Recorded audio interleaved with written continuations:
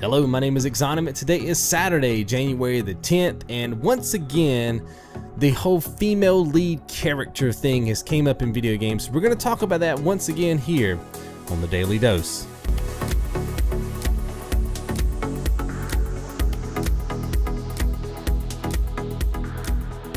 So a while back, a little game called Remember Me came out, and it got mixed reviews. A lot of people liked it, a lot of people didn't like it. A lot of people were, upset about the combat. Some people were upset about the story, but the main thing that kind of came out of that was the whole female lead character, right? That was a big deal back in the day. Now, I watched Dormouse03 play that game, and I loved it. I mean, I haven't played it myself, but watching her play it, I thought it was a decent, good game. I mean, I think everybody's expecting every single game that comes out on the market these days to be some epic experience, right? And I think that's all.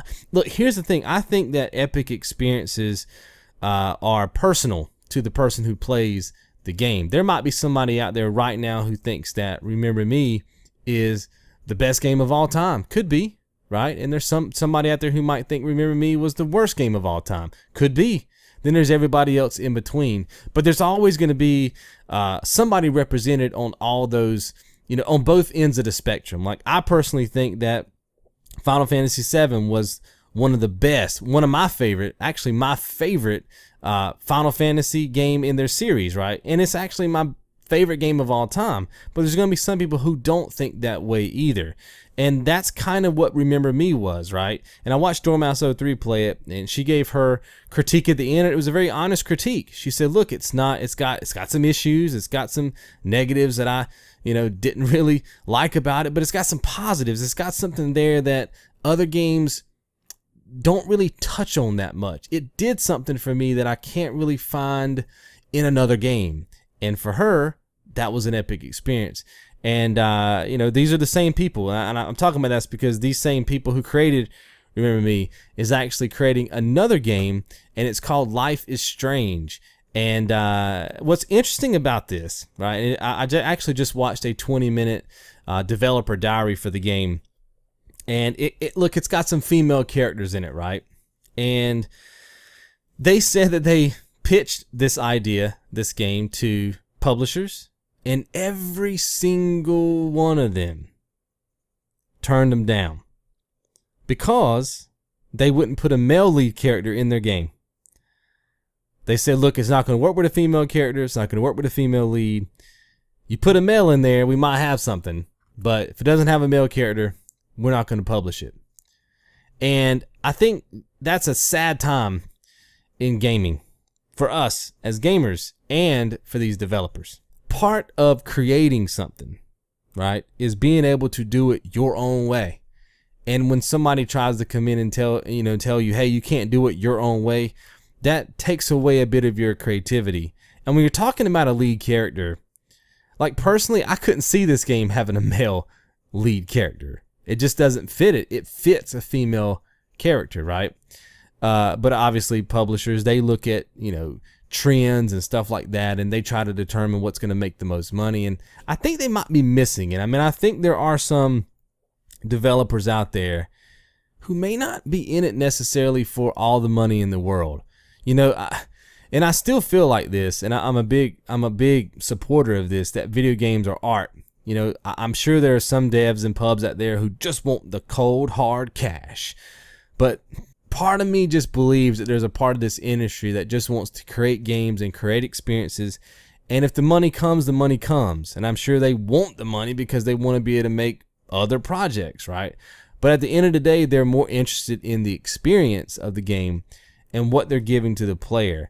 And they want that to come across in their game. And if it takes a female lead to make that happen, then that's what they're going to do. And they're going to go against the grain to get their vision out there into the gaming world. And that's exactly what they did. They finally found one publisher, Square Enix, who says, hey, you can do what you want to do and make the game you want to make. And a lot of people are, giving it some flack and this, that, and the other. And they're saying, the game's not going to be that good anyway because it's got a female character. And, it looks like it's just a bunch of you looking at pictures and stuff like that. I don't know, man. I think it's more deep than that. I think they might be on to something. I'm interested in playing this game. Now, as far as I can tell, and I'm scrolling down here on the article, it looks like it's only going to be on PC, right? Actually, no. It's actually coming to Xbox 360, Xbox One, PS3, PS4, and PC in 2015. And it's going to be episodic. And it looks like it's coming out on January the 30th. And it says each episode is only going to be $5. I'm seriously interested in giving this thing a shot. It's getting a lot of press right now. A lot of people are saying, well, this is exactly what they wanted because they wanted press. All games want press, right? And you have to look at all these articles with a grain of salt. But in this case, I do find it interesting that all the publishers turned them down except for one.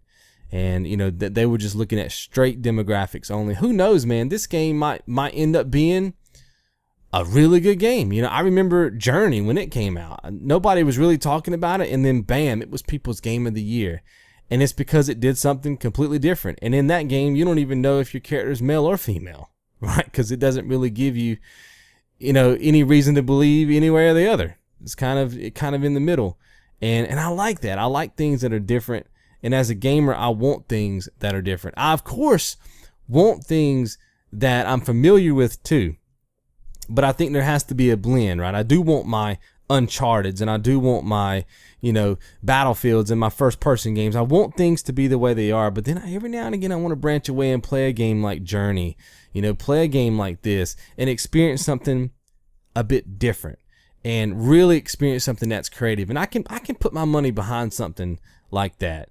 And just knowing that these guys, got turned down with every single publisher they went to, yet they kept fighting for their game to hit the market. Then Square Enix picked them up, lets me know that, what? They really just want us to experience their game. And I've never actually played an episodic game like this before. I didn't play The Walking Dead or anything like that.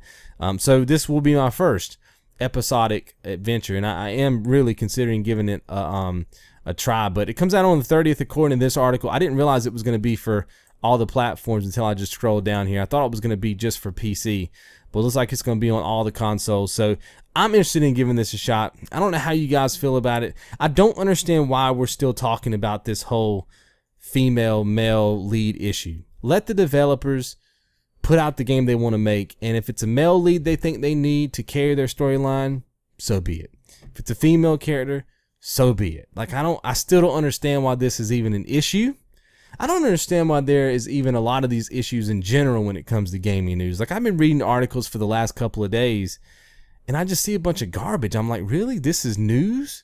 You know what I'm saying? This to me is newsworthy, but I just don't see why we're still talking about it, because this has obviously been headline news for quite some time now.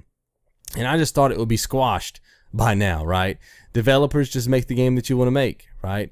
Gamers play the games that you want to play. Doesn't mean you got to play it, right? Doesn't mean you have to play it.